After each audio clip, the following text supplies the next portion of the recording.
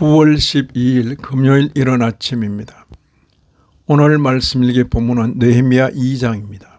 본문을 다음 네 단락으로 나눌 수 있겠습니다. 첫째는 1절 이하 8절 느헤미야의 청원, 둘째는 9절 이하 14절 예루살렘에 도착한 느헤미야, 셋째는 15절 이하 18절 백성들을 독려하는 느헤미야, 마지막 네 번째는 19절 20절 방해자들 앞에서의 단호한 태도. 느헤미야의 얼굴에 수심이 보이므로 아닥사스다 왕이 질문하게 됩니다.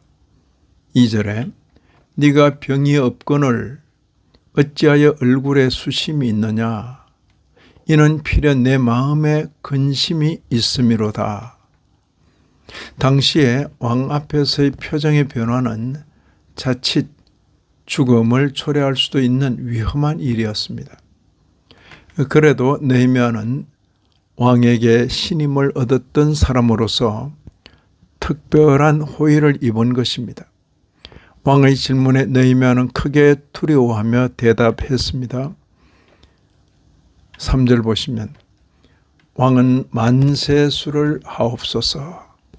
내 조상들의 묘실이 있는 성읍이 이제까지 황폐하고 성문이 불타사오니 내가 어찌 얼굴에 수심이 없사오리까. 이 대답을 듣고 왕이 다시 묻습니다. 4절 보시면 그러면 네가 무엇을 원하느냐? 네가 무엇을 원하느냐? 이런 질문은 천재일우의 기회입니다. 왕에게 소원하여 왕으로부터 좋은 것을 얻어낼 수 있는 좋은 기회입니다. 평소에 속에 품고 있는 마음의 소원이 여과 없이 드러나는 기회입니다. 느헤미야는 잠시 묵도하고 왕에게 아뢰입니다. 5절 보시면 왕이 만일 좋게 여기시고 종이 왕의 목전에서 은혜를 얻어 싸우면 나를 유다 땅 나의 조상들의 묘실이 있는 성읍에 보내어 그 성을 중건하게 하옵소서. 성을 중건하게 하옵소서. 왕이 묻습니다. 6절 보시면 네가 몇 날에 다녀올 길이며 어느 때에 돌아오겠느냐? 네가 몇 날에 다녀올 길이며 어느 때에 돌아오겠느냐? 왕의 호의 가운데 허락을 받게 되었습니다. 천재일우의 기회에 그가 소원한 것이 무엇입니까? 고생과 수고가 기다리는 곳으로 보내달라는 것입니다. 의식 있는 선민이기 때문에 가지는 소원입니다. 이런 소원을 들으면서 왕은 13년 전의 일이 문득 떠오를 것입니다. 그때도 총애하던 한 신하가 예루살렘으로 보내달라고 간청하였는데 이들 유대인들은 도대체 어떤 사람들인가? 모두들 여기 페르시아 왕궁에 머물려고 나의 눈을 맞추려고 애를 쓰는데 이들 유대인들은 이미 이곳에 자리하고 있으면서도 이곳을 떠나 예루살렘으로 보내달라고 간청하다니.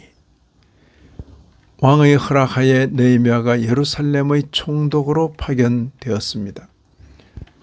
느헤미야와 같은 원군이 오게 되면 같은 편에서는 환호를 보내겠지만 반대편에서는 근심하게 됩니다.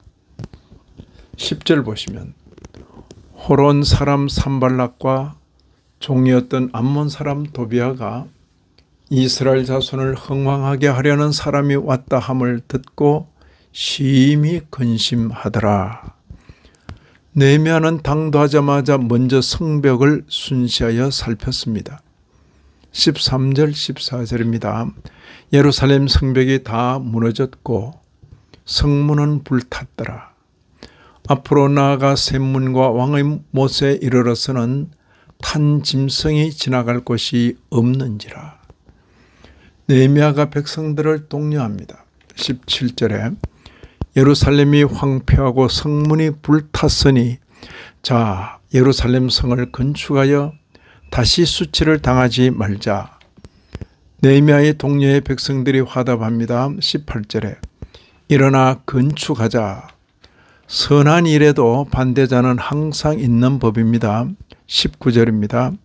호론 사람 산발랏과 종이었던 암몬 사람 도비아와 아라비아 사람 게셈이 이 말을 듣고 우리를 업신여기고 우리를 비웃어 이르되 너희가 하는 일이 무엇이냐? 너희가 왕을 배반하고자 하느냐? 자기들의 마음은 감추고 반역의 프레임을 덮어씌우는 방식입니다. 이에 느헤미야가 대답합니다. 20절 하늘의 하나님이 우리를 형통하게 하시리니 그의 종들인 우리가 일어나 건축하려니와 오직 너희에게는 예루살렘에서 아무 기업도 없고 권리도 없고 기억되는 바도 없다. 이런 말씀을 읽는 우리로서는 먼저 우리에게는 어떤 일로 수심이 있는가 자문하게 됩니다. 땅의 것을 더 갖지 못한 데 대한 수심은 아닌가? 성도라면 자신의 일을 넘어서 하나님의 백성이 하나님의 교회가 당하는 어려움 때문에 수심할 수 있어야 하겠습니다. 다음으로 천재 1호의 기회에 무엇을 소원하는가 하는 것입니다. 성도로서 자나 깨나 속에 품고 있는 그것이 튀어나올 것입니다. 이 아침에도 말씀에 참여하신 모든 분들 위해 하나님의 크신 은혜가 더하시기를 진심으로 기원합니다.